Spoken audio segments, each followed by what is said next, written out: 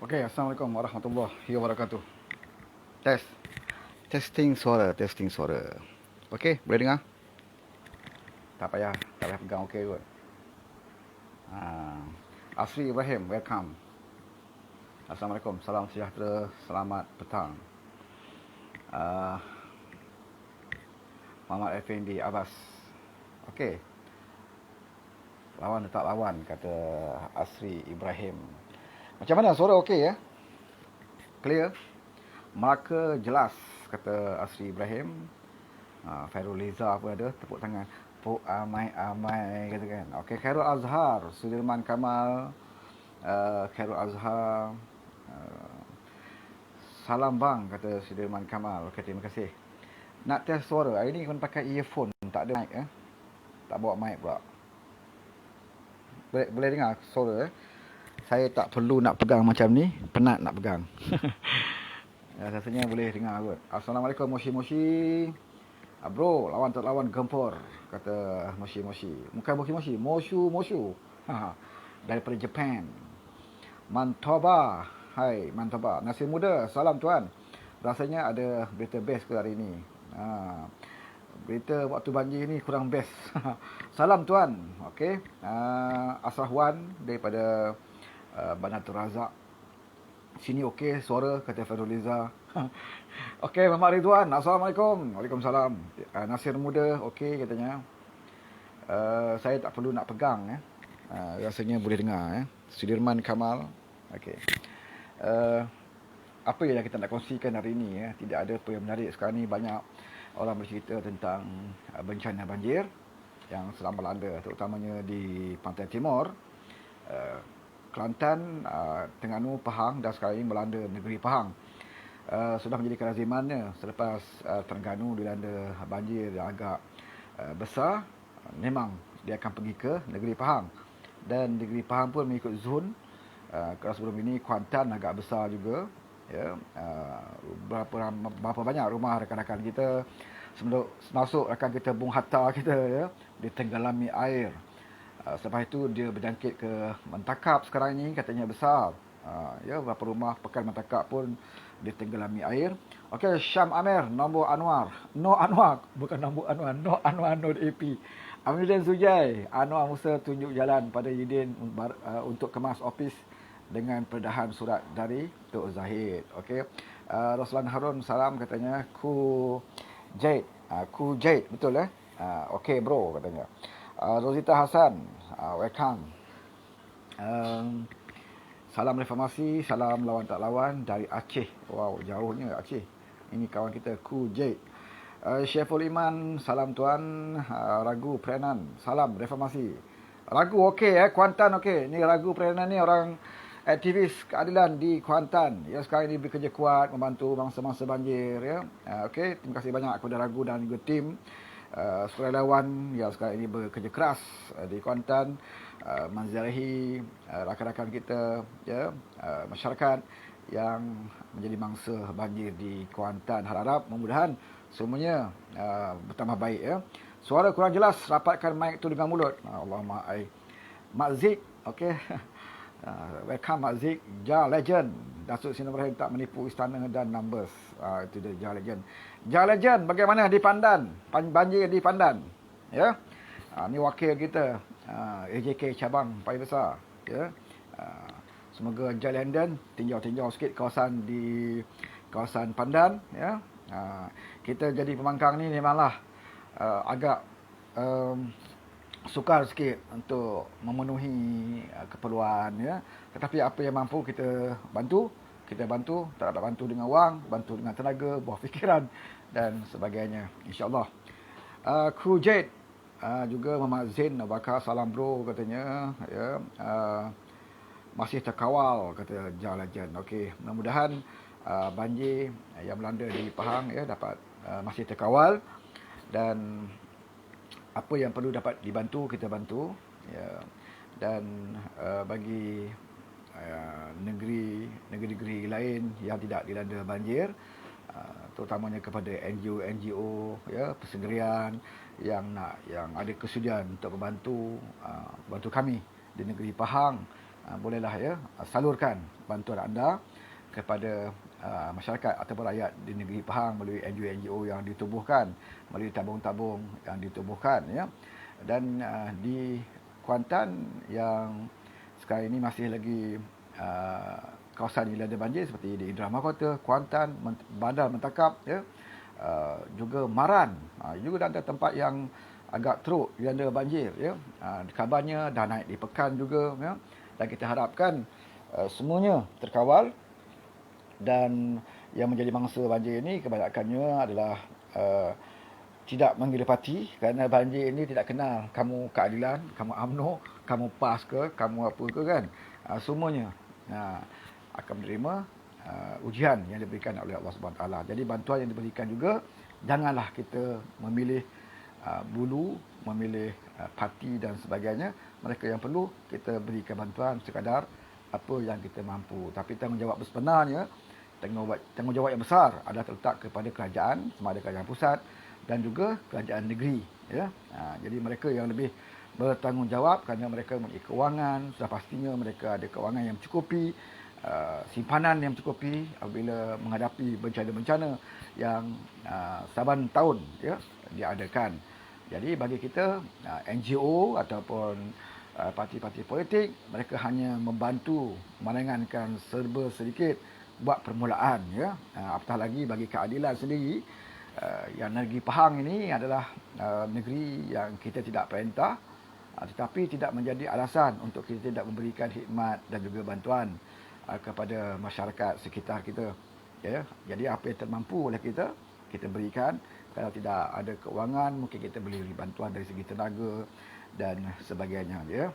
Yang penting keikhlasan kita untuk bantu, dan dalam memberikan bantuan ini kita lupakan seketika fahaman politik, bangsa, kaum, agama dan sebagainya.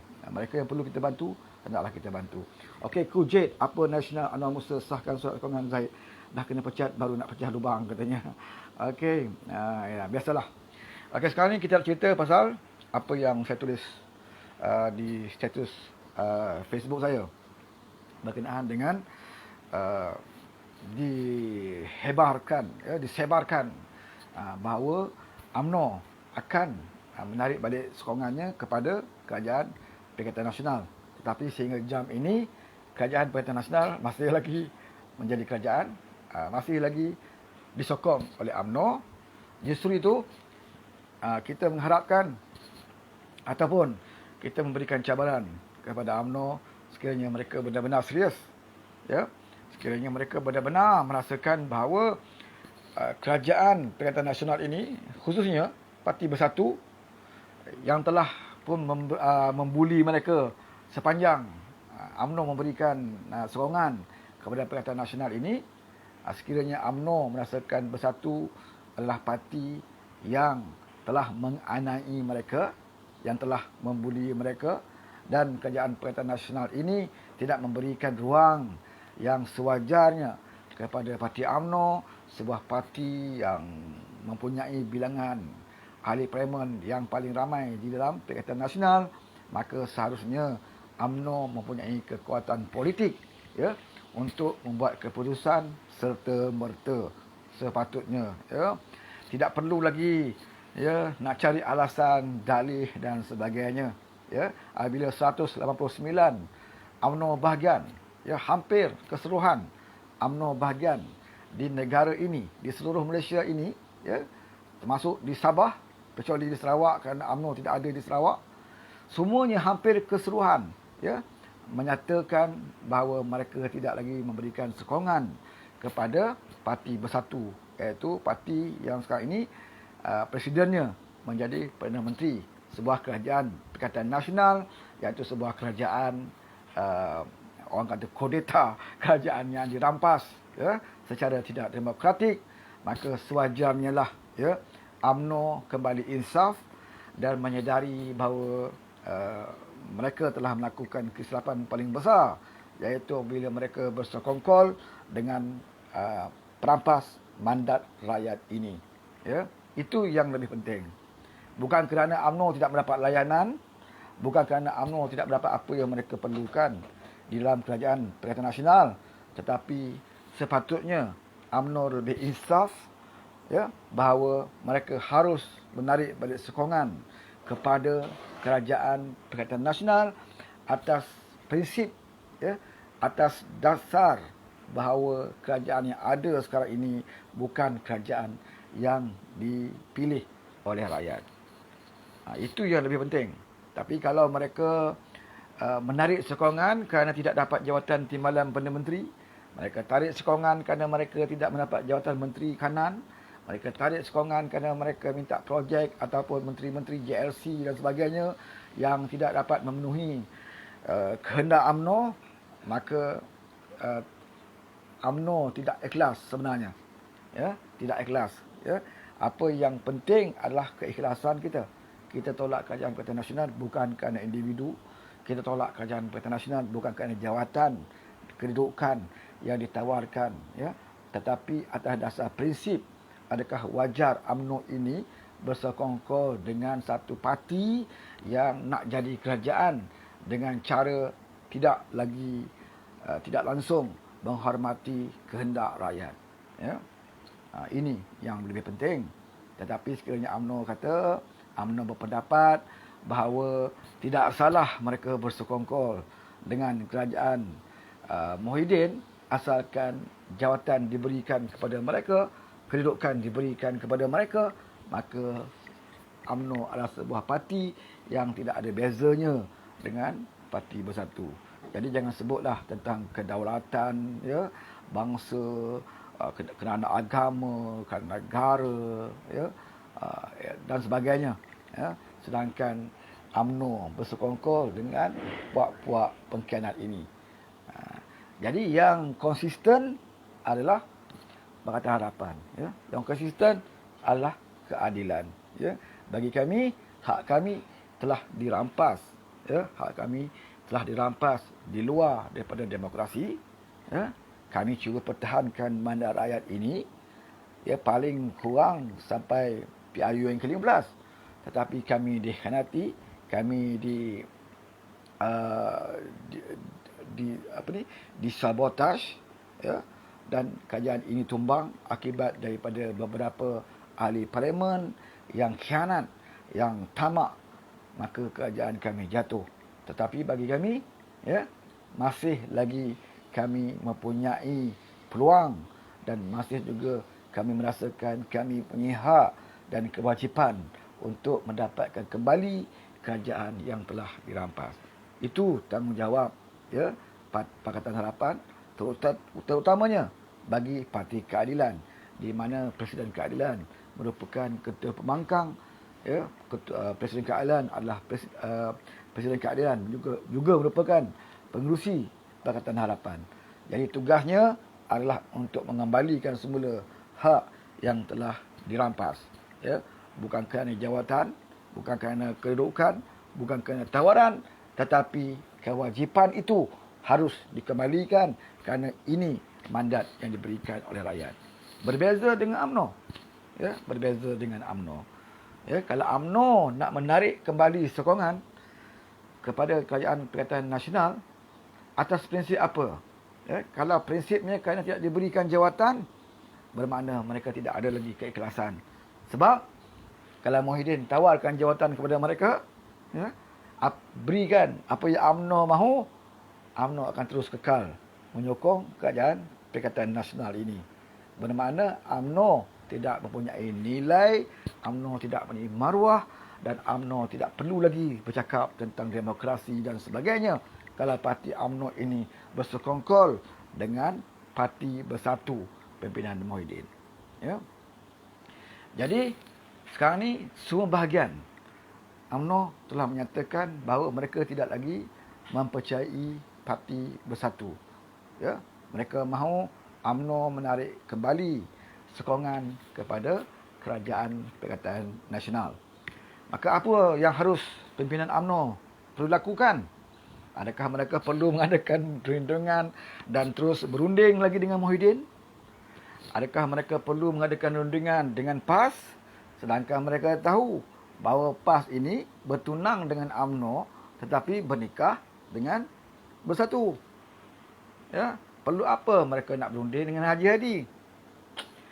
Takkan mereka masih lagi tak kenal tentang pendirian PAS?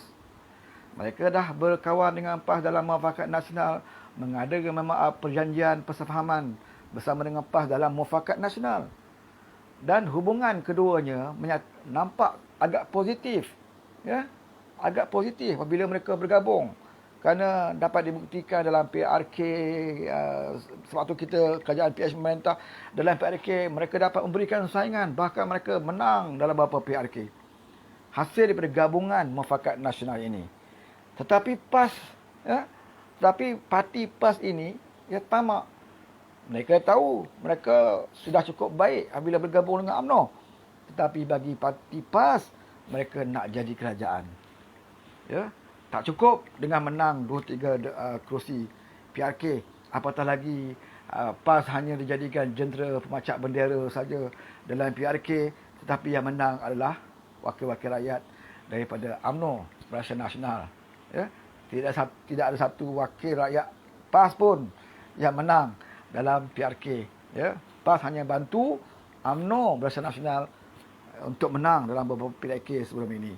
Ya, sebab itu PAS memikirkan lebih baik mereka pergi kepada Bersatu, kerana Bersatu dah jadi kerajaan dan setidak-tidaknya mereka boleh menjadi menteri dalam kerajaan persekutuan. Walaupun menteri yang ditawarkan itu menteri alam sekitar yang hanya jaga pencemaran tong-tong sampah, kan.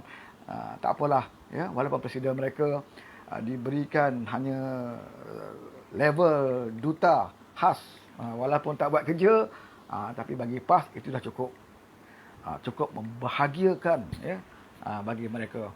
Sebab tidak pernah terbayang di dalam fikiran mereka PAS akan jadi kerajaan. Ya, mereka sendiri pun tak terfikir bahawa mereka akan jadi kerajaan. Kita dulu pun, ya, Parti Harapan dulu pun tidak terfikir kita boleh menjadi kerajaan, tetapi kita merasa bersyukur kerana kita menjadi kerajaan dipilih oleh rakyat. Walaupun kita tidak pernah rasakan bahawa kita ni akan jadi kerajaan.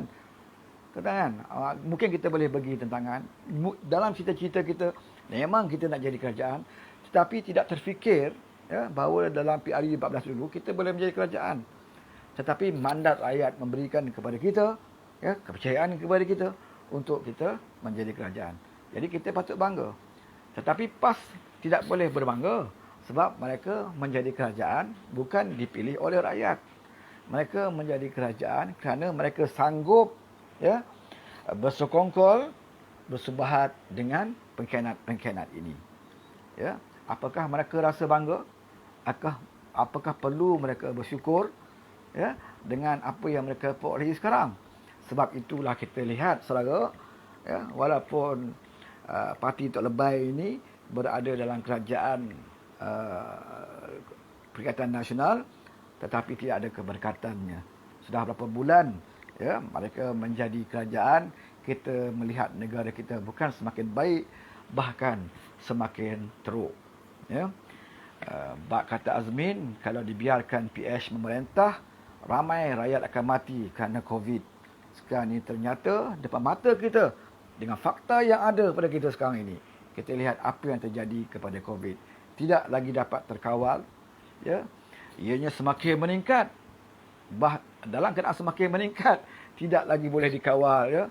Rentas negeri pun tidak mampu lagi nak dilaksanakan, tidak boleh lagi terkawal, kerana kalau dilaksanakan juga rentas negeri seperti awal-awal dulu, maka bertambah teruklah ekonomi negara kita. Rakyat akan menjadi bertambah marah. Mau tak mau, bebaskan saja. Ya, walaupun kes meningkat, tetapi terpaksa dibiarkan, cuma kita memberikan garis panduan dan sebagainya. Jadi akhirnya rakyat sendirilah akan menentukan keselamatan diri masing-masing. Ya, kerajaan tidak lagi dapat terkawal. Ya, kerana apa? Kerajaan sekarang ini memikirkan tentang politik semata-mata, ya, memikirkan tentang nasib diri masing-masing. Muhyiddin siang malam memikirkan bila rasanya dia akan tumbang. Ya, bagaimana kita nak pertahankan kuasa? Bagaimana kita nak umpan beberapa ahli parlimen ini yang pada bila masa saja akan menarik kembali sokongan? Ya, ini yang dipikirkan oleh pemimpin. Mereka tidak lagi memikirkan tentang rakyat, tentang kesusahan rakyat, tentang harga barang semakin naik, harga minyak pun dah naik. Ya, dalam keadaan COVID, berapa negeri dilanda banjir, berapa ramai mangsa-mangsa banjir sekarang ini yang kelaparan, keadaan rumah mereka, harta benda mereka musnah.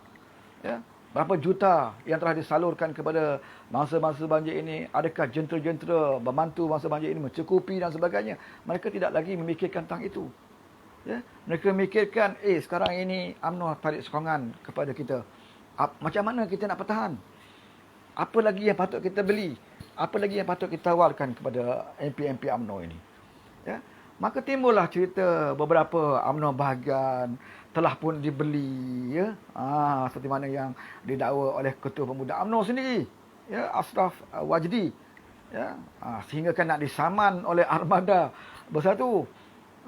Tapi tidak, Ashraf Wajdi kata kalau nak saman-saman, kita boleh dedahkan bukti bahawa ada usaha daripada Bersatu nak beli bahagian-bahagian UMNO ini. Ya, ini pun disahkan oleh Nazri Aziz, pimpinan UMNO sendiri. Bukan pembangkang yang sebut, UMNO sendiri yang sebut.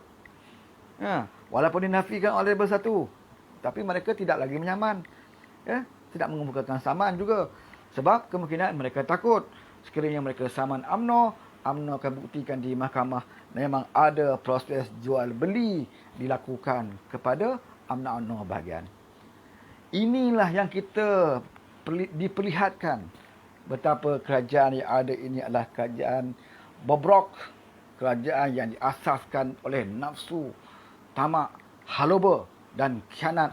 Maka sudah pastinya tidak akan mendapat keredaan Allah Subhanahu Wa Taala, ya, sudah pastinya tidak akan mendapat kerahmatan daripada Allah Subhanahu Wa Taala, dan yang menjadi bangsanya adalah rakyat jelata. Ya, rakyat tidak lagi dipedulikan.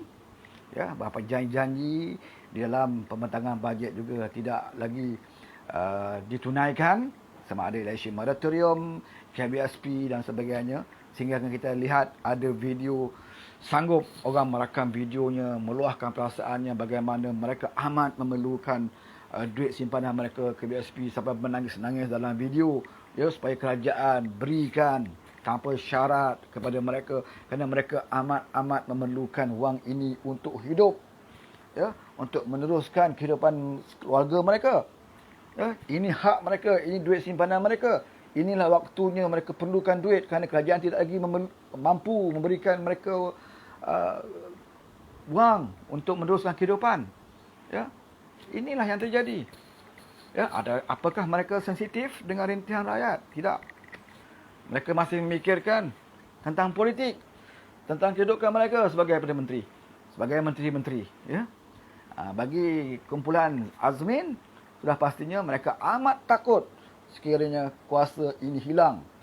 Ya, kerana mereka tahu dan mereka sedar sekiranya kuasa ini hilang, apa yang akan menimpa nasib mereka yang akan datang. Ya, kerana mereka tahu sekiranya kuasa mereka hilang, ya, kalau berubah parlimen dalam masa terdekat tak mungkin. Dalam keadaan musim banjir, dalam keadaan COVID yang semakin meningkat, ya, tidak mungkin pembubaran parlimen atau pilihan raya umum diadakan. Ya, apatah lagi masa masih panjang, tempoh PRU yang ke-15 ini sebenarnya, ya, masih lagi panjang. Tidak mungkin nak adakan dalam tempoh yang terdekat. Kita nak laburkan duit berjuta-juta, puluhan juta untuk mengadakan PRU dalam keadaan kita terpaksa juga menerima risiko tentang penyakit yang mungkin semakin dahsyat melanda negara kita. Jadi apa yang berlaku? Sekiranya UMNO menarik sokongan kepada Perikatan Nasional, jatuh kerajaan ini, maka ada dua pilihan, sama ada PRU ataupun ke bawah duli tuanku akan meminta ahli-ahli parlimen menamakan seorang pemimpin di kalangan ahli-ahli parlimen untuk diangkat menjadi Perdana Menteri.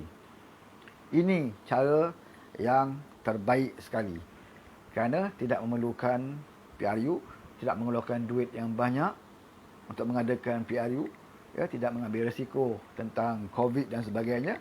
Maka serahkan kepada ahli-ahli parlimen. Sekarang ini ada berapa? Ya, kalau kursi parlimen 222, dah meninggal 2 orang, ya. Serahkan kepada ahli parlimen untuk menentukan siapa yang berhak menjadi Perdana Menteri Malaysia. Sekurang-kurangnya untuk 2 ataupun 3 tahun sebelum PRU yang ke-15. Ya. Jadi dalam masa 2 atau 3 tahun ini, tidak mustahil sekiranya beberapa parti politik yang selama ini bermusuhan, mereka akan bergabung kerana untuk menyelamatkan negara dalam tempoh 2 atau 3 tahun sebelum mereka kembali bertempur dalam PRU yang ke-15 akan datang. Ya, ini yang akan bakal berlaku. Sebab itu, sebab itu Azmin dan kumpulan-kumpulannya atau mereka-mereka yang ada kes-kes yang tertentu amat bimbang sekiranya PRU tidak diadakan. Ya, sekiranya PRU tidak diadakan, maka yang diangkat nanti adalah seorang Perdana Menteri yang akan mentadbir mengurus negara ini dengan penuh integriti dan akan memburu setiap orang-orang yang melakukan kesalahan-kesalahan besar seperti rasuah dan sebagainya, ya, akan diburu sampai ke lubang cacing.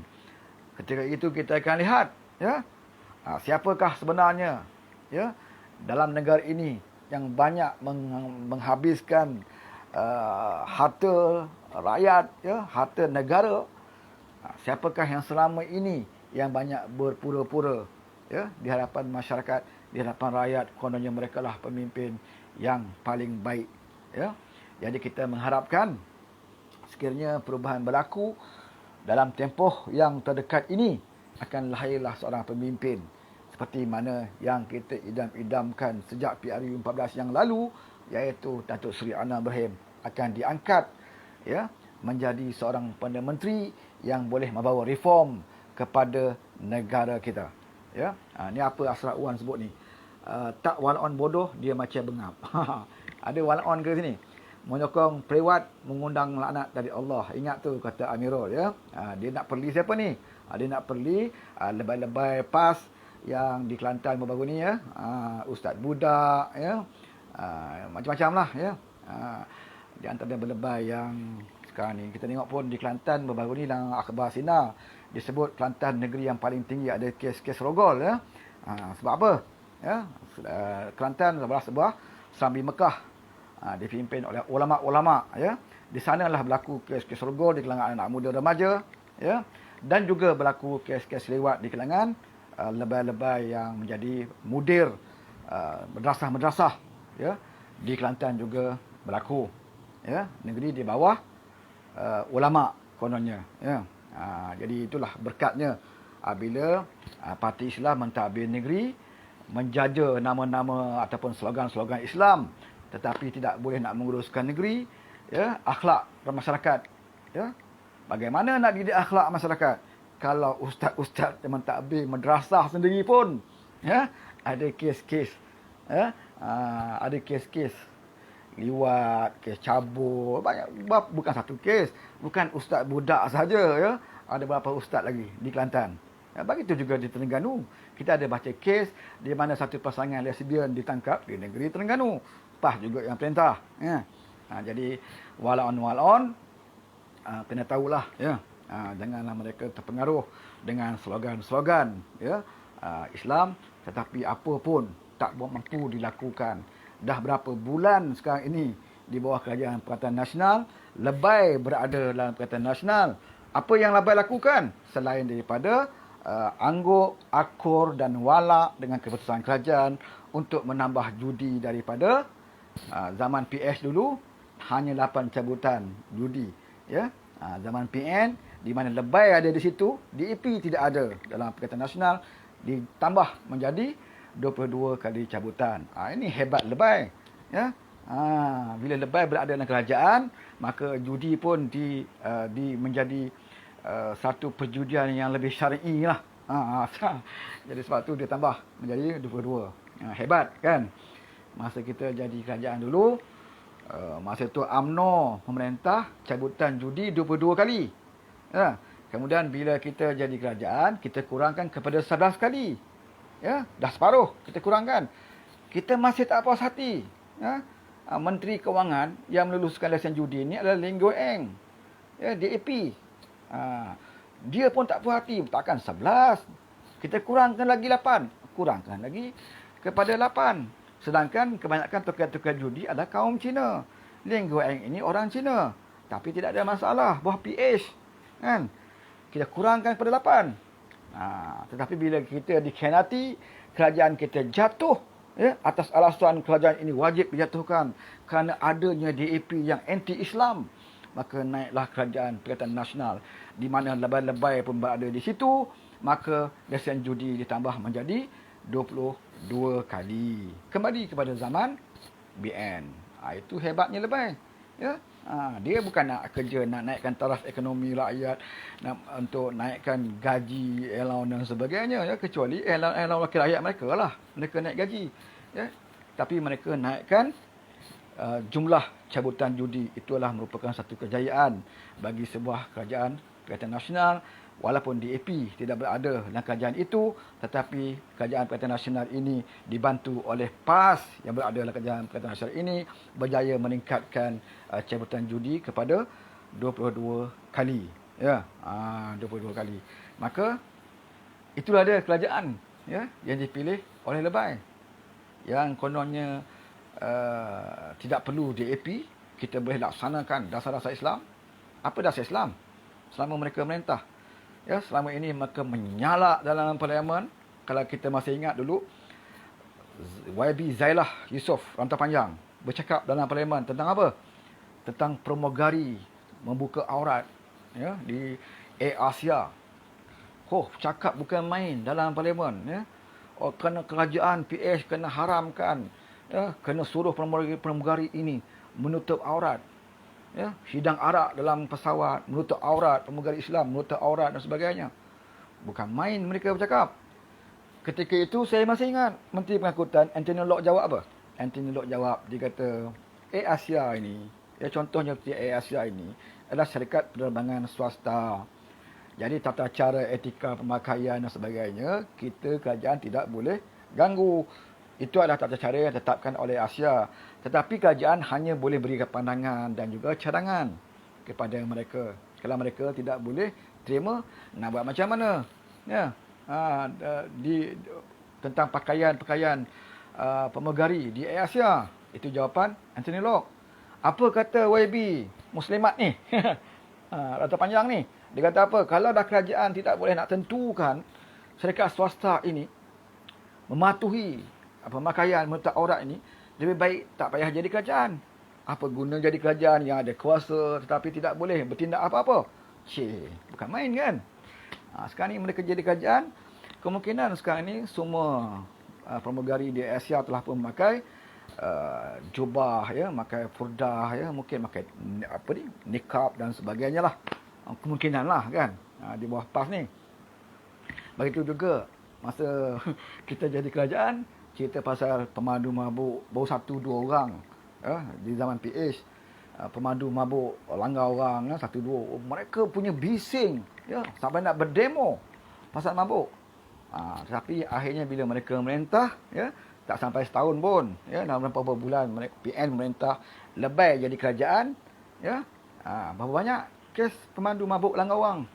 Bukan setakat orang awam, polis mabuk pun berlaku di zaman mereka, ya.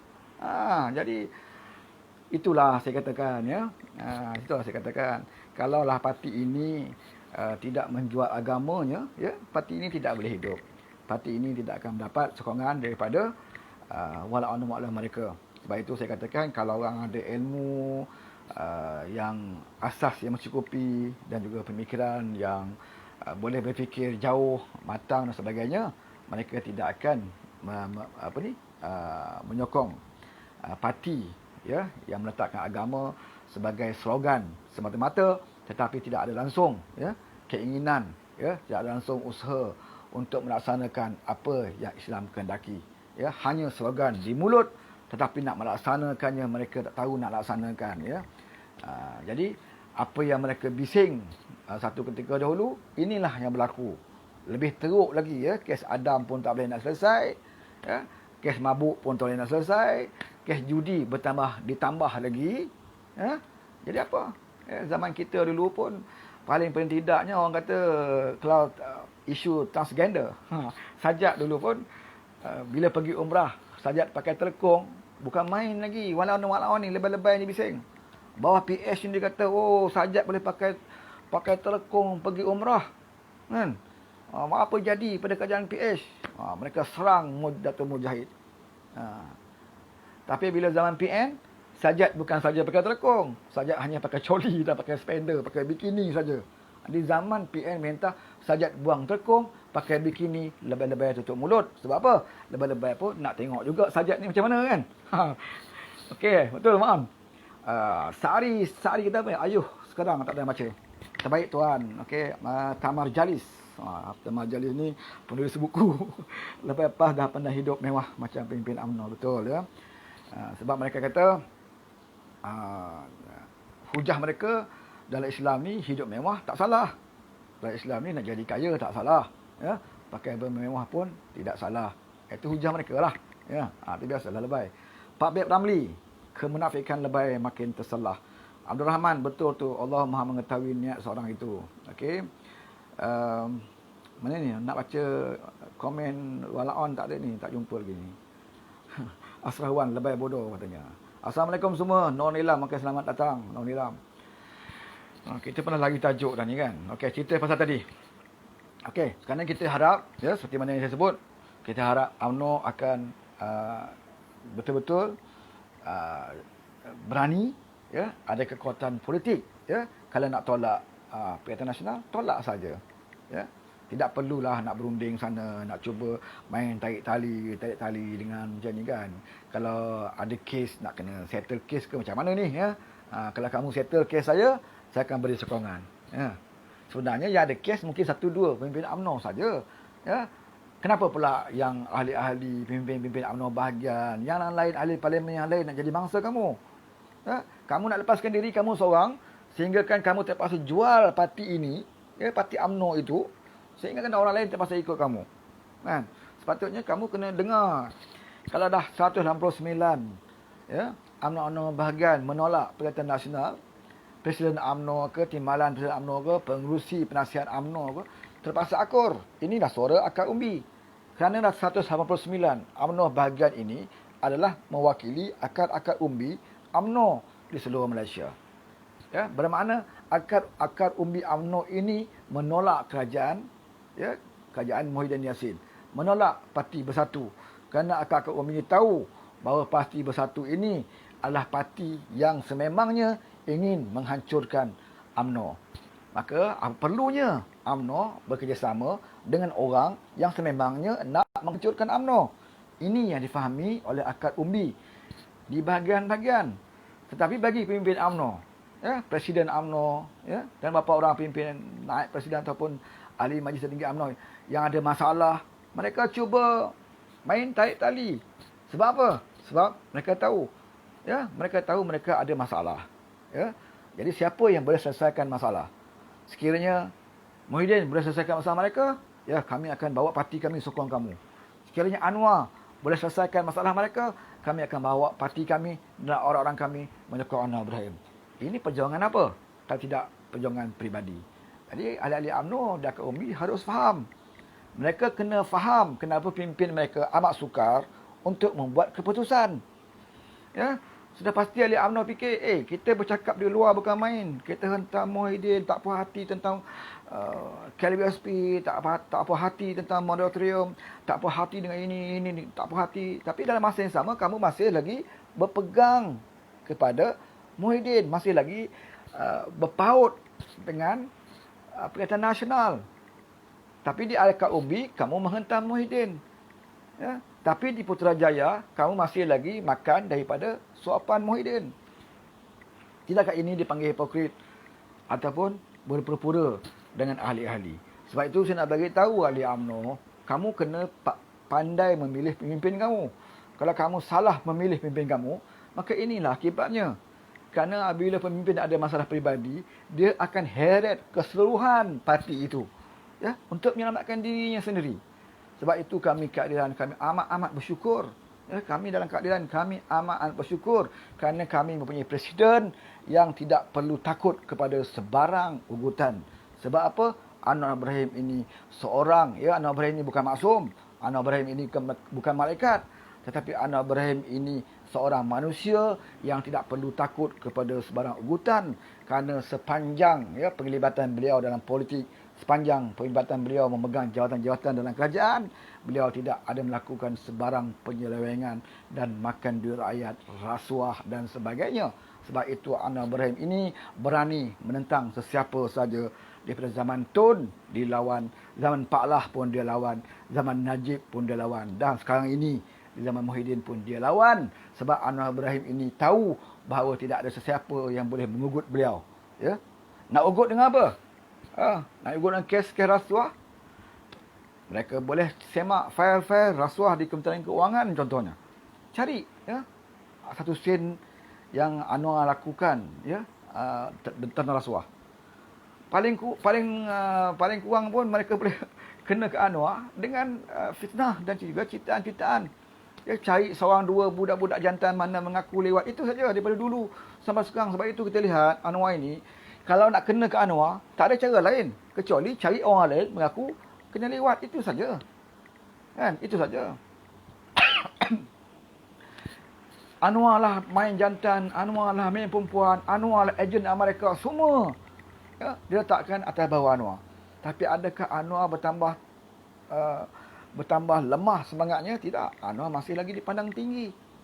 Semakin kuat kamu menghina Anwar Ibrahim, semakin banyak fitnah yang kamu berikan kepada Anwar Ibrahim, ya, darjat Anwar Ibrahim itu semakin tinggi dan ianya semakin digeruni oleh musuh. Dan sekarang ini Anwar Ibrahim adalah satu manusia yang menjadi igawan ngeri buat orang bernama Mahathir Mohamad.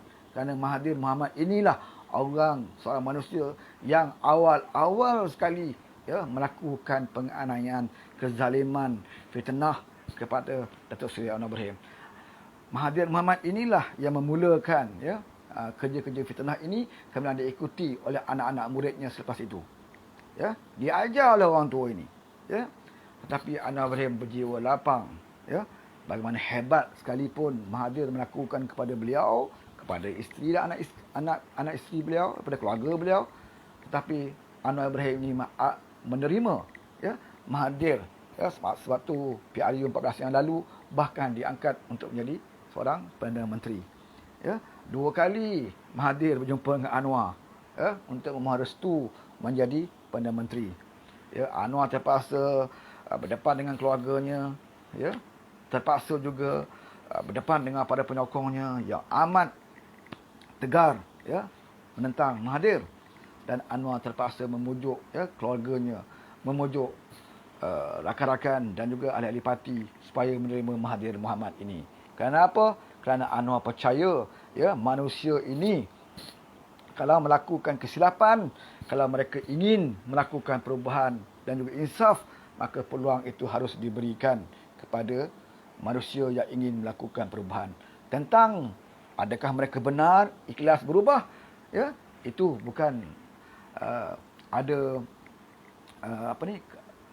kelebihan untuk Anwar mengetahuinya, ya. Kerana dalam manusia ni kita tak boleh nak selami hati masing-masing. Ya, kita cuma boleh beranggapan bersangka baik kepada seseorang yang ingin melakukan perubahan. Tetapi kita kena ingat, kalau sekali peluang yang kita berikan untuk mereka melakukan perubahan, tapi ternyata mereka tidak melakukan perubahan, malah mereka cuba khianat dengan kita, maka cukuplah, ya, bersangka baik itu tidak perlu kita teruskan. Ya, paling tidak kita abaikan dan jangan sama sekali kita percaya kepada orang yang pernah mengkhianati kita, yang telah kita beri peluang untuk berubah, tetapi mereka tidak berubah, bahkan mengkhianati dan terus mengkhianati kita setiap hari, menceritakan tentang keburukan kita. Maka sebab itulah, ya, tindakan Parti Keadilan Rakyat, ya, yang menolak sama sekali, menolak bulat-bulat Mahathir Mohamad sekarang ini adalah satu tindakan yang tepat apabila Mahathir sendiri meletakkan dirinya ke tempat yang paling hina, sehina-hinanya. Sebab itulah orang yang hina seperti Mahathir Mohamad ini tidak harus kita kutip berada dalam Pakatan Harapan, kerana kita tak mahu Pakatan Harapan yang dipandang hina. pada masa akan datang. Cukuplah ya Mahathir menghina Patah Harapan ini sepanjang 22 bulan beliau menjadi Perdana Menteri. Sepanjang 22 bulan ini nama Patah Harapan tidak boleh kita jadikan sebagai satu contoh kerajaan yang benar-benar melaksanakan reformasi. Kerana apa? Kerana kunci reformasi itu sebenarnya berada di tangan Datuk Seri Anwar Ibrahim, bukan berada pada Mahathir Mohamad. Sebab itu saya nak katakan bahawa 22 bulan kerajaan Pakatan Harapan Pemerintah itu sebenarnya bukan kerajaan Pakatan Harapan yang sebenar-benar, kerajaan Pakatan yang hakiki, ya, itu adalah kerajaan Mahathir Mohamad. Kalau kita lihat kebanyakan menteri ya yang telah melaksanakan dasar-dasar Mahathir ini, sabotaj dasar-dasar Pakatan Harapan ini, semuanya sekarang ini jadi pengkhianat. Ya, Azmin Ali, Saifuddin, ya, menteri-menteri yang rapat dengan Mahathir sekarang ini semua jadi pengkhianat. Sebab itu kita katakan 22 bulan itu adalah kerajaan Mahathir Mohamad yang hanya menggunakan nama Pakatan Harapan ya untuk mengelirukan masyarakat.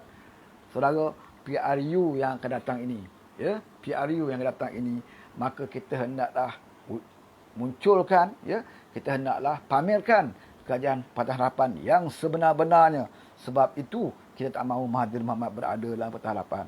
Ya, kita nak Pakatan Harapan ini akan diketuai oleh orang yang memegang kunci reform itu, iaitu Datuk Seri Anwar Ibrahim. Maka ketika itulah kalau rakyat nak hukum Pakatan Harapan ini gagal melaksanakan reform, ketika itu ya barulah boleh dihukum. 22 bulan anda tidak boleh menghukum sebuah kerajaan yang gagal melaksanakan reform, kerana itu bukan kerajaan Pakatan Harapan yang sebenarnya yang kita inginkan, yang kita impi-impikan. Kerana bagi Mahathir, manifesto Pakatan Harapan itu bukan kitab suci. Ya, mereka Mahathir awal-awal lagi sudah mengalah, ya, bahawa beliau tidak mampu untuk melaksanakan reform, beliau tidak mampu untuk melaksanakan janji dalam manifesto, ya. Tapi beliau tidak mahu menyerahkan jawatannya kepada Anwar Ibrahim. Sepatutnya bila beliau rasa beliau tidak mampu melaksanakan reform, bila beliau tidak mampu melaksanakan manifesto, sepatutnya beliau menyerahkan terus kepada Datuk Seri Anwar Ibrahim. Tetapi manusia ini, ya, orang tua ini, ya, bukan saja tidak boleh melaksanakan manifesto, bahkan beliau memerintah dan juga menjadi Perdana Menteri mengikut kepala otaknya sendiri, ya, sesuka-suka hati, melantik kabinet pengikut suka hati, ya. Kalau yang kita cadangkan menjadi menteri, beliau tak terima. Yang kita tidak cadangkan langsung, dia angkat. Sebab apa? Sebab ada matlamatnya, ada tujuannya. Sesiapa yang diangkat oleh Mahathir itu sudah pasti ada sebab musababnya untuk apa? Untuk melindungi kepentingan dirinya, ya. Tapi Allah Maha Kuasa, ya. Apa yang beliau rancang, ya, perancangan Allah itu lebih baik. Sebab itu bila nak rancang jadi Perdana Menteri sampai mampus, ya, sampai mati, tidak tercapai, akhirnya beliau disailang sendiri oleh orang kepercayaannya, Muhyiddin Yassin, ya. Memang beliau berpakat, ya, untuk meninggalkan Pakatan Harapan. Memang sesama beliau bercadang, memang untuk mensabotasi Pakatan Harapan, untuk menuju ke kerajaan yang lain dan meninggalkan Pakatan Harapan. Tetapi perancangannya beliau menjadi Perdana Menteri, ya.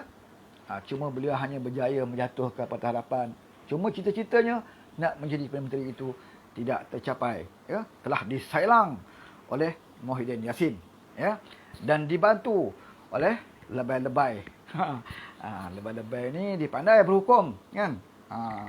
Seperti mana yang saya ceritakan sebelum ini, ya. Suatu Perak dirampas, maka hukum merampas kerajaan negeri Perak itu hukumnya haram, ya, pengkhianatan yang paling besar, kata lebay ketika itu, ya. Walaupun ketika itu kerajaan Perak PAS hanya berapa kursi saja. Yang paling banyak kursi di Perak ketika itu adalah DAP, kemudian PKR, kemudian PAS, ya, dan Nizar diangkat menteri besar. Tetapi bila 3 orang telah khianat, ya, Adun Perak telah khianat, tumbanglah kerajaan itu, naiklah kerajaan UMNO semula di Perak, ya, di bawah Menteri Besar Zamri Kadir. Ketika itu fatwa-fatwa PAS pun datang, ya, kerajaan khianat dan sebagainya, ya.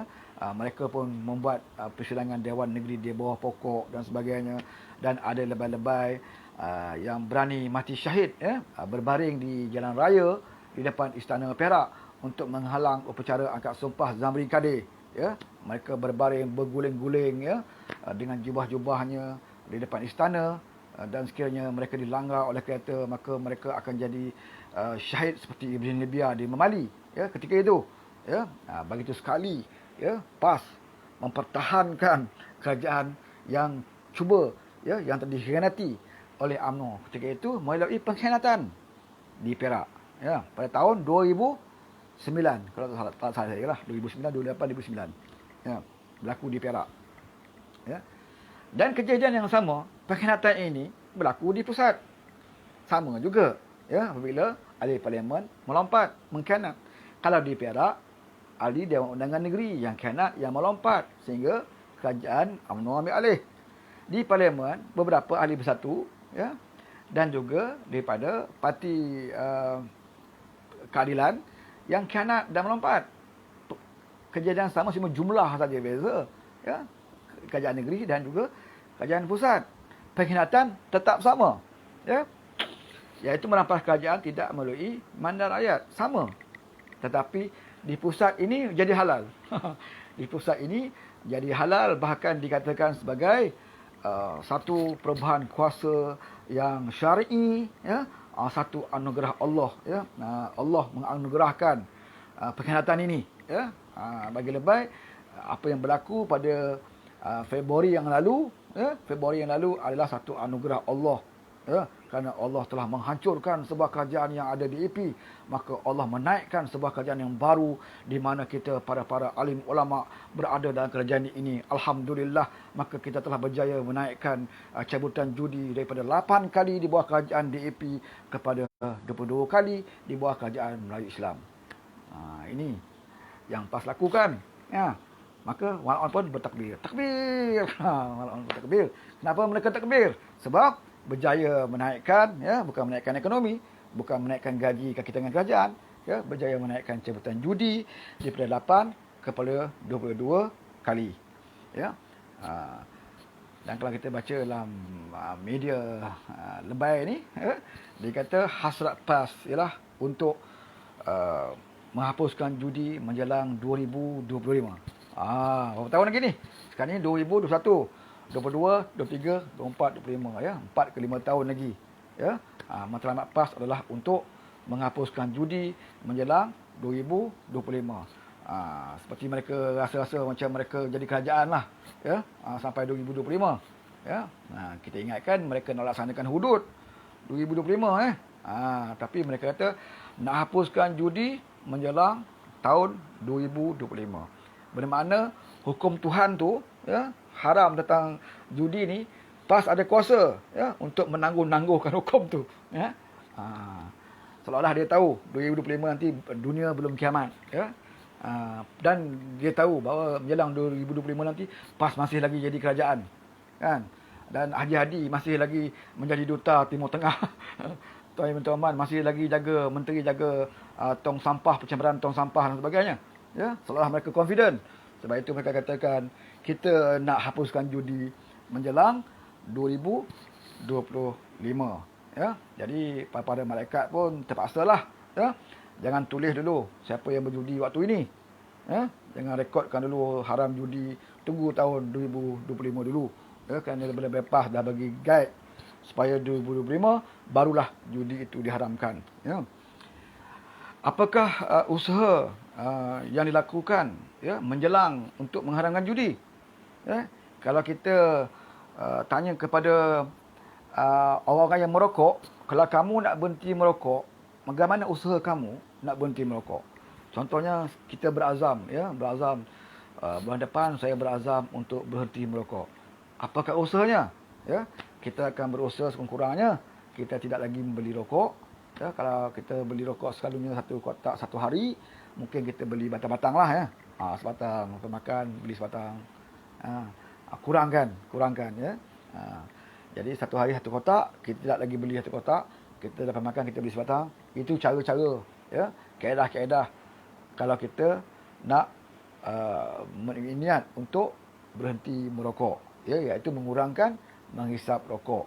inilah juga nasihat-nasihat diberikan oleh doktor-doktor perubatan. Ya, dia tahu kalau orang merokok ni dia takkan boleh berhenti serta-merta. Ya, mesti ada kaedah-kaedahnya, kekurangannya, makan gula-gula ke, makan ubat ke, apa kan. Kurangkan ya bilangan rokok yang hisap satu hari. Itu cara-cara kaedah untuk berhenti merokok. Tetapi mengikut kaedah PAS, ya, kaedah PAS ni kalau nak menghentikan judi menjelang 2025, kaedahnya adalah dengan cara memperbanyakkan lagi cabutan judi. Ya, kalau di bawah kerajaan PH dulu daripada 11 kita kurangkan kepada 8 kali, ya. Di bawah kerajaan PN, ya, dan juga bersama dengan PAS, maka nak berhenti, ya, nak menghapuskan judi ini adalah dengan cara kita memperbanyakkan lagi cabutannya. Ini kaedah dia. Macam mana kan? Ini kaedah yang syar'i. Saya pun tak tahu daripada kitab mana mereka dapat formula ini, ya. Mereka dapat formula nak menghapuskan judi adalah dengan cara memperbanyakkan lagi cabutan judi, ya. Jadi yang bertakbir ni bukan saja walaupun PAS, bahkan token-token judi juga akan bertakbir sekali, ya, sebab mereka akan dapat income yang lebih di bawah kerajaan PN, ya. Jadi tak peliklah kalau token-token judi ini akan merasakan bahawa betapa hebatnya berada di bawah kerajaan yang ada lebay di dalamnya, ya. Jadi mereka kata susah kalau berada dalam kerajaan Patah Harapan, ya. Nak berjudi pun dah kurang daripada 22, kerajaan PS kurangkan kepada 11, kemudian kurang jadi 8, ya. Kalau dibiarkan lama mungkin jadi 4. Nasib baiklah dia kata lebay datang, ya, membantu untuk menjatuhkan kerajaan PS katanya. Ya, kalau lebay tak bantu, kemungkinan 8 ini akan kurang jadi 4. Silap-silap langsung tak ada. Ini yang dibimbang oleh token judi. Tapi dia kata nasib baiklah dia katanya, lebay datang membantu merampas kerajaan Patah Harapan, maka kita kembali semula kepada asal, kepada 22 kali cabutan judi. Sebab itulah token-token ni pun sama-sama bertakbir dengan para walaon. Okey. Okey, Syam Zhang, Miss Malaysia pun mereka suka. Betul. Pertandingan Ratu Cantik pun sudah, cuma dia kata ubah tajuk je. Saya pun dah lupa apa tajuk. Jangan panggil Ratu Cantik, ya. Nampak Islamik sikit, ya. Jadi ubah sikit brand. Maka halal lah hukumnya. Okey. Sekarang ni zaman-zaman PN, di mana ada lebay sekarang ni, ya, maka timbullah isu kartel daging haram, ya. Daging lembu campur dengan kangaroo, campur dengan daging kuda, ya. Jadi tak peliklah kalau ada walawan-walawan sekarang ni, ya, nafsu kuda. Maka lebay-lebay pun bernafsu kuda, ya.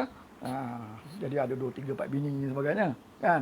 Dan ada ustaz-ustaz muda-muda tafiz, ya, yang lilit serban semua tu kan, tangkap dalam dibawa ke mahkamah, ya, bukan dengan perempuan, dan lelaki dengan anak murid tafiznya, ya, berlaku di Kelantan, ya. Mereka mula tuduhnya ustaz ni orang amanah, ya. Tiba-tiba terkantoi pula keluar balik video dia ni rupanya orang parti lebay. Macam mana kan? Yalah, kita pun tak boleh kata apa sebab nafsu ni dia tak kenal, ya. Tak kenal kamu parti apa, kamu pakai serban ke, tak pakai serban ke, kamu pakai jubah ke, pakai jubah tak pakai seluar dalam ke, ya. Tak, ini nafsu dia tak kira, kan. Jadi kita tak boleh nak katalah, tapi itulah realiti yang ada. Sebab itu saya katakan bahawa Islam ini tidak boleh kita letakkan kepada slogan satu mata, ya. Macam Datuk Seri Anwar Ibrahim, sewaktu beliau berada dalam UMNO, beliau tidak pernah menjual atas nama slogan-slogan, ya, tapi beliau telah laksanakan Islamisasi ataupun penerapan nilai Islam itu secara beransur-ansur dan ianya kekal sampai ke hari ini, ya.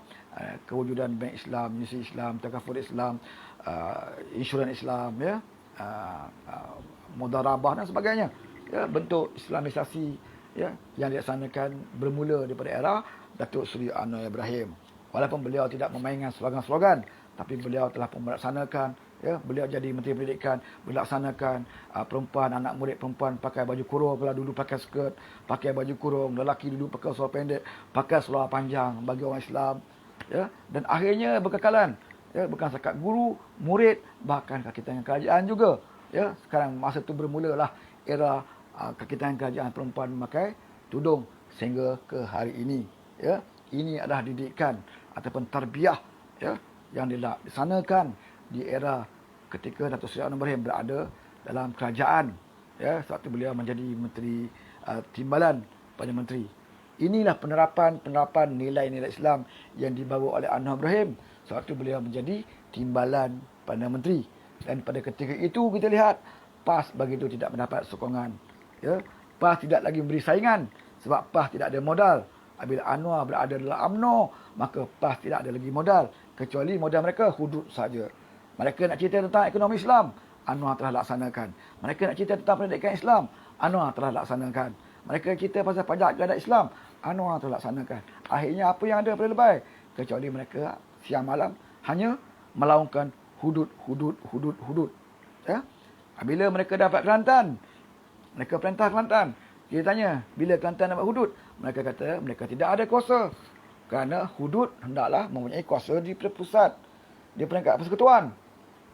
Kan? Sekarang ni mereka berada di persekutuan. Bila kita tanya bila nak sadar hudud? Hudud belum jadi keutamaan kami. Kalau dulu hudud adalah nyawa kami. Sekarang ni hudud bukan keutamaan kami. Kita nak laksanakan benda-benda yang penting. Dia dah cakap macam kita cakap dulu, ya. Mereka gunakan hujah-hujah.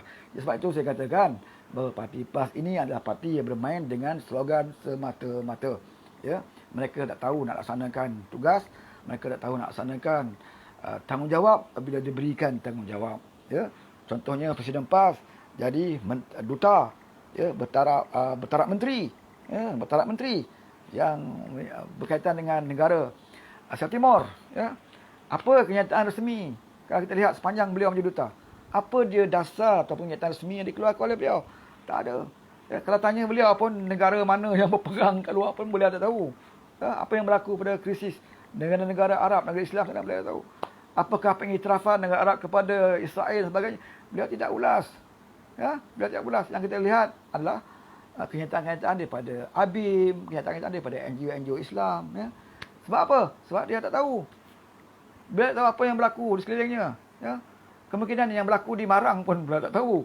Jadi sebab itulah saya katakan, apabila kita meletakkan sesuatu, ya, bukan pada tempatnya, itu juga bukan cara Islam. Ya.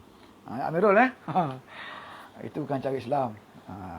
Sebab lebay-lebay pun kata, ya, apabila meletakkan sesuatu itu bukan pada tempatnya, itu adalah merupakan satu kezaliman. Ya. Dan kezaliman itu adalah satu perkara yang ditentang, dicegah oleh Islam. Ya, apakah itu kezaliman? Ya, kezaliman adalah meletakkan sesuatu bukan pada tempatnya. Ya, meletakkan Tuan Ibrahim Tuaman kepada Menteri Jaga Alam Sekitar. Ya, bukan tempatnya. Ya, meletakkan Haji Hadi sebagai Menteri Jaga Pantai Timur. Ya, kalau negeri-negeri Pantai Timur, okey lah, ya, jaga Pahang, Terengganu, Kelantan. Patutlah sebab dia duduk situ. Kurang-kurangnya dia tahu sikit, ya, tentang candak sotong dan sebagainya. Tetapi meletakkan sebagai duta khas di negara Asia Timur, tetapi satu apa pun, ya, kita tak nampak dasarnya, ya, apa pendirian kerajaan Malaysia terhadap apa yang berlaku krisis di negara Islam, ya, apakah kenyataan daripada duta khas tentang pengiktirafan Arab kepada Israel, kepada macam-macam yang berlaku di negara Asia Timur, ya. Apa yang keluar daripada Haji Hadi? Tidak ada. Kalau kita lihat pada Facebooknya, yang ada beliau mempromosikan, ya, tentang buku karangannya, tulisannya dan sebagainya. Baik itu meletakkan sesuatu bukan pada tempatnya, itu adalah merupakan satu kezaliman. Sebab itulah kita lihat menteri ramai, ya, dalam bawah kajian Perikatan Nasional. Sampai 70 menteri dan juga timbalan menteri. Ya, zaman kita dulu ada 20 lebih saja menteri dan timbalan. Tapi bawah kajian PN ini bertambah 70. Ya, habis duit rakyat nak bayar. Tak cukup dengan 70. Lantik pula beberapa duta khas yang bertaraf menteri. Sekali lagi duit rakyat kena bayar gaji, ya, kepada Haji Hadi. Ya, bertaraf menteri. Kemudian tak cukup dengan itu, lantik pula penasihat yang berada di Putrajaya. Ya, Perdana Menteri punya berapa banyak penasihat. Tak cukup dengan itu, lantik pula JLC. Ya, di kalangan-kalangan mereka, di agih-agih di kalangan mereka. Ya. Nak bagi rakyat duit simpanan mereka sendiri ke BSP pun satu masalah. Tapi mereka boleh mengagihkan pendapatan negara ini kepada kelompok-kelompok mereka. Ya. Sebab itulah, ya, mereka amat bimbang sekiranya kerajaan yang mereka ada sekarang ini, sekiranya kuasa yang mereka ada sekarang ini hilang tak sampai setahun. Ya, mereka amat bimbang sekali.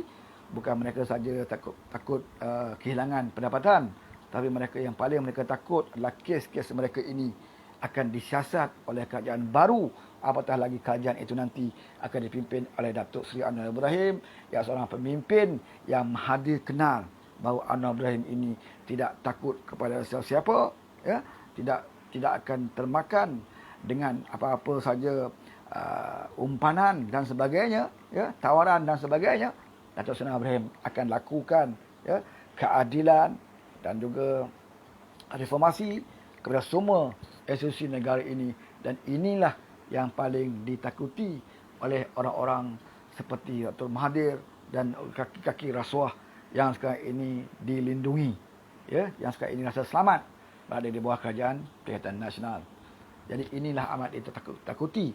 Sebab itu saya menyeru kepada ahli-ahli UMNO ataupun ahli-ahli parlimen mereka, wakil-wakil rakyat UMNO, sekiranya kamu bukan di golongan orang yang rasuah, sekiranya kamu bukan dalam golongan orang-orang yang melakukan penyelewengan, apa perlunya kamu takut, ya, untuk memberikan sokongan kepada Datuk Seri Anwar Ibrahim, ya. Dan bagi pemimpin UMNO, ya, yang ada kes, contohnya seperti Najib Razak, contohnya seperti Zahid Hamidi, Kunan, Bu Mokhtar, Syarif Samad, ya, Mustafa Muhammad juga di antara orang yang pernah disebut yang mempunyai kes yang sekarang ini masih lagi selamat. Mereka tidak perlu takut untuk mengangkat Datuk Seri Anwar Ibrahim sebagai Perdana Menteri, ya.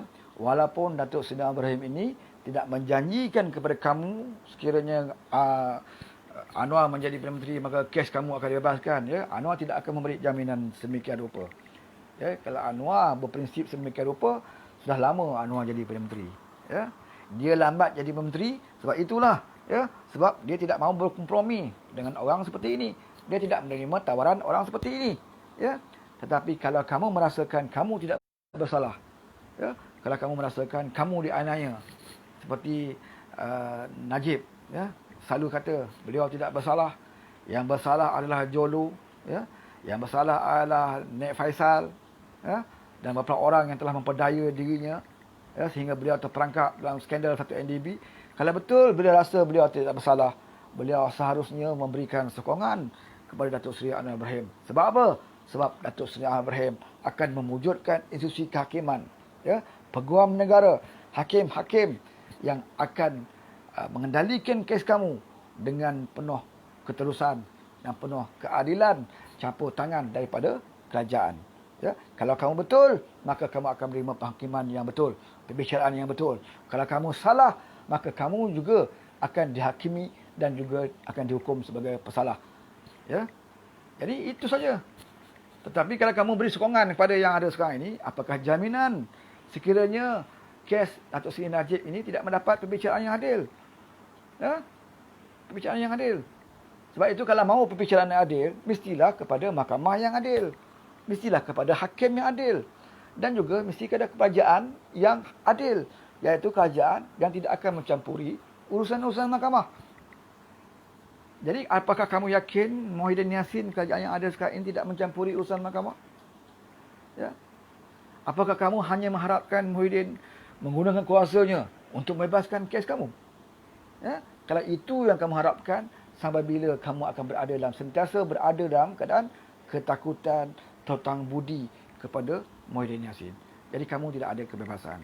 Lebih baik kamu memberikan sokongan kepada Datuk Seri Anwar Ibrahim. Paling tidak pun, ya, kamu akan mendapat pembicaraan yang adil, ya. Kamu akan dapat satu sistem kehakiman yang telus, di mana kamu akan diadili dengan sebaik-baiknya. Kalau kamu tidak bersalah, insya-Allah kamu akan dilepaskan. Kalau kamu bersalah, kamu ada harapan, ya, untuk membuat rayuan secara adil. Kamu ada harapan untuk menerima hukuman secara adil, ya, tanpa campur tangan daripada kerajaan. Ini yang kita harapkan, ya. Kalau kamu rasa tidak salah, apa masalahnya kamu beri sokongan kepada Datuk Seri Anwar Ibrahim. Tetapi kalau kamu mahu menyokong beliau dengan harapan beliau boleh membebaskan kes kamu, maka lebih baik kamu tidak perlu memberi sokongan. kepada Datuk Seri Ibrahim. Dan Datuk Seri Ibrahim pun ya tidak perlu menjadi Perdana Menteri yang terikat dengan janji-janji ya daripada mereka-mereka yang ingin membebaskan diri masing-masing ya. Dan kami juga dalam keadilan tidak ada masalah sekiranya Anwar tidak menjadi Perdana Menteri, asalkan Anwar ini ya menjadi Perdana Menteri yang tidak terikat dengan sesiapa ataupun tidak terikat dengan mana-mana tawaran ya. Kami mahu Anwar menjadi Perdana Menteri dengan cara diangkat secara jujur ya, supaya dia akan menjadi seorang Perdana Menteri yang tidak terikat dengan sesiapa dan beliau boleh melaksanakan reform dengan baik ya dan berkesan. Ini yang kita harapkan ya. Jadi bagi ahli-ahli di bawah, kita teruskan usaha kita, teruskan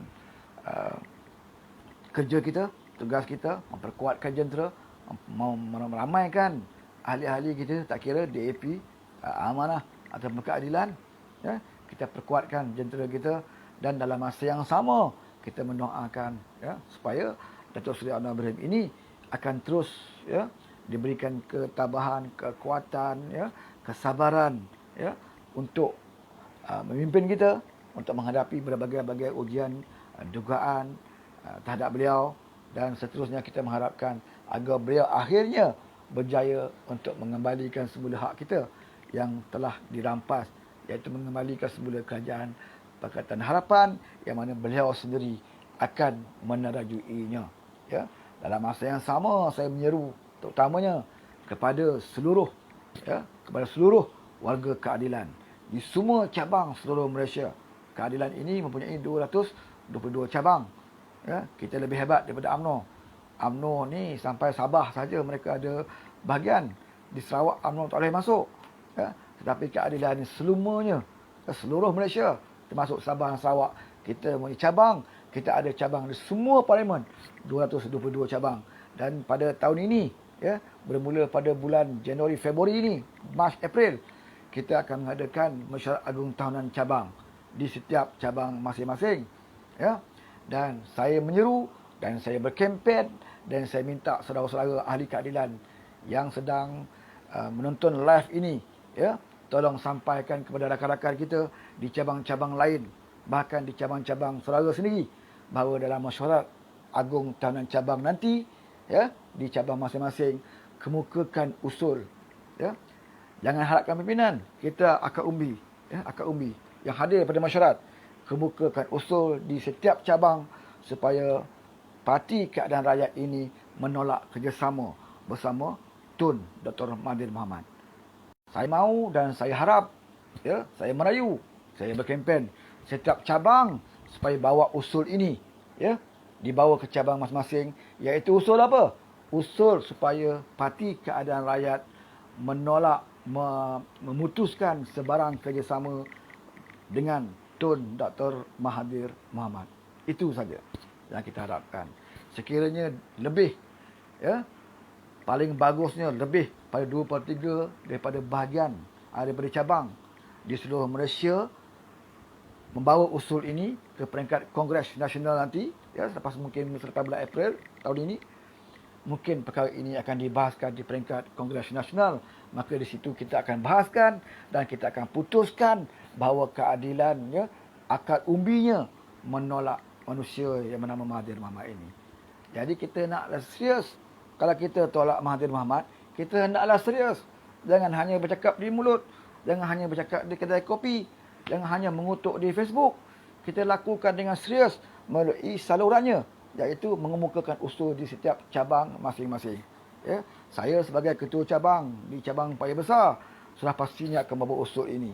Dan cabang-cabang insya-Allah di seluruh negeri Pahang, 14 cabang, saya akan cuba ya menentukan bahawa setiap 14 cabang di negeri Pahang ini akan membawa usul supaya Parti Keadilan Rakyat ini menolak manusia yang bernama Mahathir Mohamad, supaya kita tidak ada hubungan dengan manusia ini, kerana manusia ini telah pun dicop sebagai seorang yang penipu, pengkhianat dan seorang yang tidak boleh dipercayai sampai bila-bila.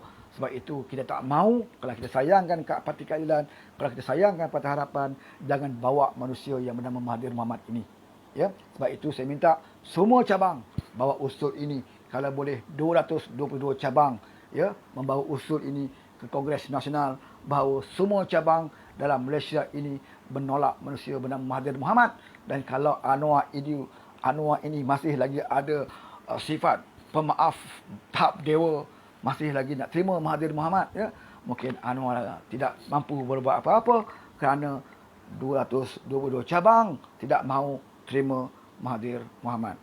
Jadi Anwar mahu tak mahu, ya, berlapang dada macam mana sekalipun, ya, bertahap dewa macam mana sekalipun, akhirnya Anwar terpaksa akur bahawa ahli-ahli akad umbi menolak Mahathir Mohamad.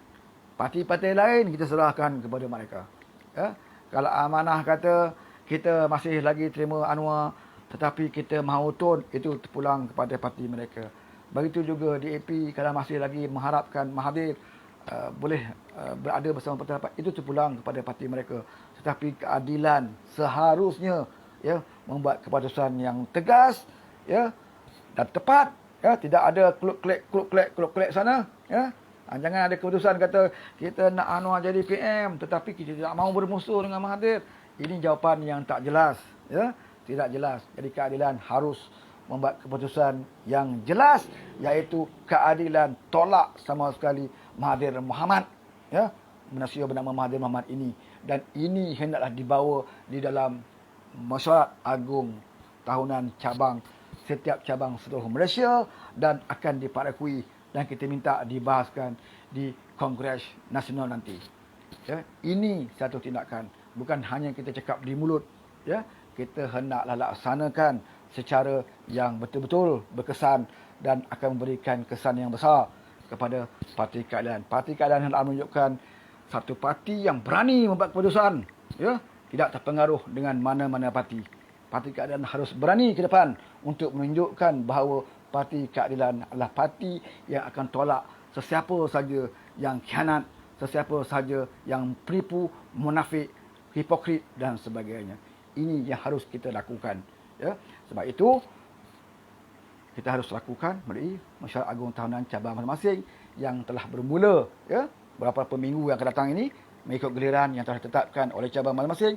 Jangan lupa bawa usul bahawa cabang, ya, bahawa usul daripada cabang masing-masing bahawa tolak manusia bernama Mahathir Mohamad ini. Kalau ada 222 cabang yang membawa usul ini dan diluluskan oleh cabang masing-masing dan dibawa ke Kongres, maka yakinlah bahawa Mahathir Mohamad kita akan rehatkan. Ya? Sekiranya ada lagi parti-parti lain yang masih lagi mahu kepada khidmat beliau, silakan. Ya, boleh kutip Mahathir Mohamad. Nak jadi presiden mereka ke, nak jadi penasihat ke, nak jadi musyawarah am mereka ke, nak jadi pengerusi, terpulang. Yang penting keadilan tidak ada lagi hubungan dengan Mahathir Mohamad. Ini harus kita lakukan, ya. Jangan nanti apabila kita tidak melakukan apa-apa tindakan, akhirnya kita terpaksa juga menerima orang tua ini. Maka kita jangan salahkan sesiapa, salahkan diri kita sendiri kerana kita hanya bercakap di luar tetapi kita tidak mahu melaksanakan dengan bersungguh-sungguh, ya. Nak laksanakan bersungguh-sungguh ialah melalui parti kita. Saluran ni betul, ya, saluran yang betul. Bukan cakap-cakap kedai kopi, bukan cakap-cakap secara live macam ini, bukan saya cakap dalam Facebook, tapi kita laksanakan mengikut saluran. Setiap cabang bawa usul menolak Mahathir bin Mohamad supaya Parti Keadilan ini tidak lagi terikat dengan manusia munafik penipu seperti ini. Itu cukup jelas. Saya harapkan setiap cabang dapat melaksanakan, ya. Jadi yang lain, hujah-hujah yang lain, ada yang kata kita terpaksa terima Mahathir sebab Mahathir ini adalah di antara 108. Dalam bajet dulu kan 108 yang paling tinggi. Kalau tidak kita akan terikat dengan 90 ataupun 91. Keadilan amanah DAP mungkin ada dalam 90 saja. Tapi kita berjaya naikkan 108 apabila bersama dengan Mahathir dan juga warisan. Maka dia pun bertanya, ya. Maka beliau pun bertanya, puak-puak ni, ya, pemuja-pemuja Mahathir bertanya, mana lebih baik 108 ke ataupun 90? Maka hendaklah kita terima Mahathir. Sebab bila kita terima Mahathir, maka kita dapat 108. Kalau kita tolak Mahathir, kita hanya dapat 90. Mana lebih banyak, 108 ataupun 90? Ini hujah-hujah orang yang, ya, orang yang cuba bermain dengan angka yang begitu mudah, ya. Kalau kita lihat angka ni memanglah 108 memang banyak daripada 90, kan. Sama juga kalau dulu kita jadi kerajaan Patah Harapan, kita ada 130 ahli parlimen waktu jadi kerajaan dulu. Lebih kurang 130 ahli parlimen. Masa itu kerajaan pihak pembangkang ada berapa? Tapi akhirnya 130 ini jatuh. Ya, bukan 108, kita ada 130 lebih. Waktu kita jadi kerajaan itu kita ada 130 lebih, bukan 108. Tapi 130 lebih ini tumbang. Sebab apa? Sebab dalam 130 lebih ini ada pengkhianat. Ya, ada munafik. Ada orang yang tak jujur. Ada orang yang pentingkan diri sendiri. Ada orang yang cuba nak khianat. Ya, nak tikam belakang. Dalam 130 ini. Sebab itu kita jatuh. Sebab itu kalau kita nak ambil 108, dalam 108 ini masih ada lagi orang yang khianat. Masih ada lagi bapa segala pengkhianat dan hipokrit. Dan orang ini telah pamerkan sikapnya sebelum masuk bersama kita. Sebelum bersama dengan Patah Harapan lagi, dia sebut apa? Saya tak perlu taat kepada Ketua Pembangkang. Saya tak perlu patuh kepada pengurusi Patah Harapan. Saya tak perlu patuh kepada Anwar Ibrahim. Ini bila masuk, dah tunjuk belang. Kemudian kita nak bawa masuk. Supaya nak dapat 108. Dengan 108 ini pun nanti akan hanyut. Ya? Tak betul cara. Yang 90 ini pun akan jadi 20-30. Sebab apa? Sebab kita akan berpecah. Ya? Sebab kita akan berpecah kerana bawa orang tua ni masuk dalam. Sebab itu saudara, kita naklah tegas dan jelas, ya, tepat, berani buat keputusan bahawa kita mesti tentukan bahawa dalam Mesyuarat Agung Tahunan cabang nanti, semua cabang bawa usul tolak Mahathir bin Mohamad. Ya, ini cadangan daripada saya dan insya-Allah cabang saya di Negeri Pahang sendiri saya akan mulakan dahulu. Ya, saya akan bermesyuarat pada 7 Februari, ya, bagi cabang saya, dan saya akan tentukan bahawa cabang saya adalah cabang yang pertama akan membawa usul ini, kemudian diikuti oleh beberapa cabang dalam negeri Pahang, dan saya mengharapkan beberapa cabang rakan-rakan kita di seluruh Malaysia termasuk Sabah dan Sarawak membawa usul yang sama supaya kita dapat perjelaskan, ya, dapat kita perjelaskan pendirian Parti Keadilan Rakyat ini dengan jelas bahawa Parti Keadilan Rakyat menolak sama sekali Mahathir Mohamad. Tidak ada lagi klik dan macam-macam alasan lagi. Okey. Okey, cukup sampai di sini saja dulu. Terima kasih banyak. Damanhuri Enta. Ramai tak sempat tak saya baca tu. InsyaAllah kalau ada perkara yang boleh kita kongsikan, kita akan kongsikan, ya, dari masa ke semasa. Saya mohon maaf sekiranya dalam bicara sekiranya ada tutur kata yang agak menyinggung perasaan dan sebagainya. Saya mohon maaf lah, ya, kepada semua teman-teman. Okey, Kesihatan Insan, ya, kita juga ada Damanhuri, Muhammad Rafi. Okey, yang lain mana yang tak sebut tu, saya minta maaf, tak sempat saya dah baca. Kita harapkan semuanya berada dalam keadaan sihat, ya, terutamanya rakan-rakan kita yang sekarang ini dilanda musibah banjir. Jadi kita mengharapkan mereka menghadapi ujian ini dengan ketabahan dan juga kesabaran, dan insya-Allah bagi rakan-rakan yang lain, ya, bantulah saudara upaya, ya, bantu dari segi kewangan, tenaga, apa sebagainya, asalkan dapat meringankan beban rakan-rakan kita yang lain. Sekian, jumpa lagi. Assalamualaikum warahmatullahi wabarakatuh. Selamat petang.